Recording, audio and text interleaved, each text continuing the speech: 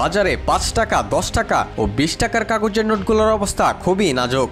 এগুলো দ্রুত পরিবর্তন করতে হবে বলে মন্তব্য করেছেন অন্তর্বর্তী সরকারের অর্থ ও বাণিজ্য উপদেষ্টা ডক্টর সালেউদ্দিন আহমেদ।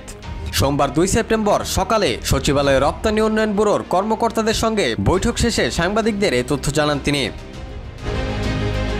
সালেউদ্দিন আহমেদ বলেন, দেশের মানুষকে মুদ্রা যত্নে ব্যবহার করতে হবে।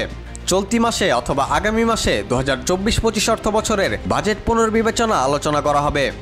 সেখানে মুদ্রা পরিবর্তনের বিষয়টি আলোচনা করা হবে। বাজেটে বড় বড় উন্নয়ন খাতের প্রকল্পগুলোর বিষয়ে সরকারের উচ্চ পর্যায়ে সিদ্ধান্ত হবে। উপদেষ্টা আরও বলেন, কালো টাকা সাদা করার সুযোগ আমরা বন্ধ করে দিয়েছি। জিডিপির বাস্তব সংখ্যা কত তা জানার কাজ চলছে। উল্লেখ্য, এর আগে ডক্টর সালেউদ্দিন আহমেদ ২০০৫ সালের ১ মে বাংলাদেশ ব্যাংকের গভর্নর হিসেবে দায়িত্ব পান এবং ২০০৯ সালের ৩০ এপ্রিল পর্যন্ত এই দায়িত্ব পালন করেন। এছাড়াও তিনি প্রশাসনের বিভিন্ন পদে দায়িত্ব পালন করেছেন।